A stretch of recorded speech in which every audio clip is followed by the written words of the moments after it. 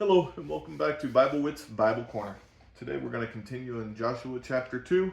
I'm going to read verses 13 through 18, starting with the English Standard Version.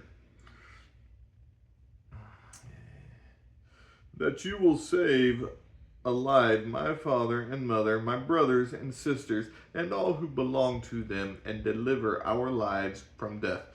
And the men said to her, Our life for yours, even to death.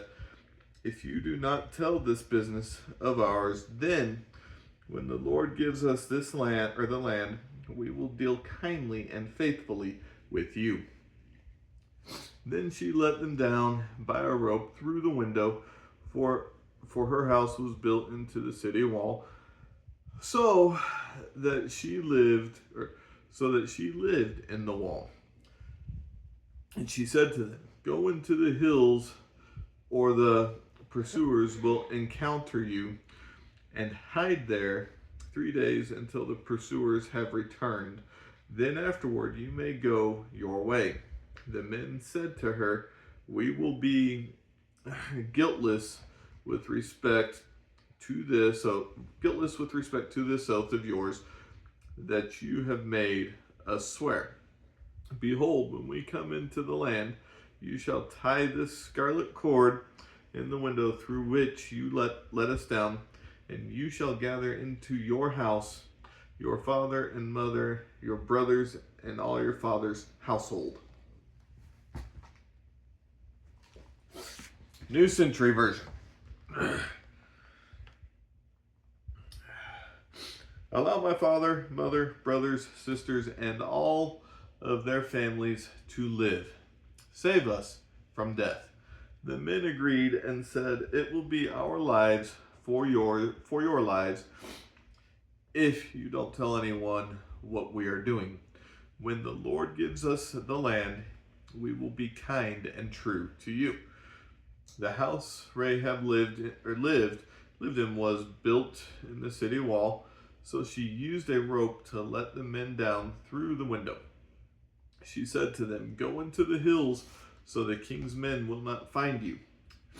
Hide there for 3 days. After the king's men return, you may go on your way.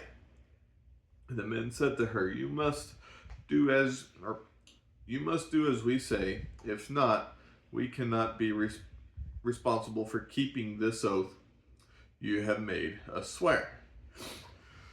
When we return to this land, you must tie this red rope to the window through which you let us down. Bring your father, mother, brothers, and all your family into this house. Okay. So here we have Rahab trying to get these two spies to make and keep a promise. And again, God told Israel, leave no one alive. So right here, we are seeing that order being broken. So, what I find interesting about this, and this is something that we'll get to in a little bit in the next few days, is Rahab's house, where she lives, is built into the wall of Jericho. And as I said, we'll get into why I find that interesting in a few days, so just kind of hold on to that for a minute. Then Rahab continues to help them. She says, Hey, don't go this way. Instead, go over here to these mountains so that these pursuers cannot catch you. Hide there for 3 days to ensure that they come back to the city, and then you can go and do what you want.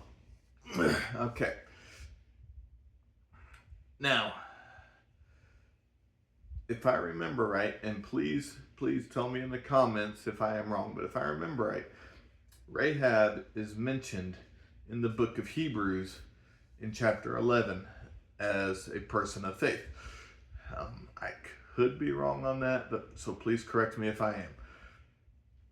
So even though it was kind of a deal that the Israelites were not completely 100% obeying God's word to kill everyone, it still counted to Rahab as having faith in a God that she did not at that time worship. I don't know if she came to be worshiping God or she continued to worship her own. I have no idea. I know what I remember, and honestly, my memory is a little shaken right now. So anyway, so these men, they tell her, okay, we'll do this, but hold on one second. We ask you to do one thing, and if you don't do this, then we are not responsible for the oath you're asking us to keep. So it's a give and give. They're each having to give a little bit for this to happen. What happens today? When we make deals with people, it is also sometimes a give and give. Hey, come here and help me with this. And then that person says, okay, I'll help you with that. Help me with this next. So, as Christians, we should want to give more than we should want to receive. So we see examples of giving all over the Bible, from Genesis clear to Revelation. People are trying to give of time, give of resources, whatever. Give life, as in this instance here, make sure people don't die. I'm rambling and I apologize, but still, these spies, they do eventually get back to Israel safely, and they do give a report. Again, we'll probably get into that in the next couple days as well. I hope you find encouragement in this, and I hope you have a wonderful, God-centered day. Bye.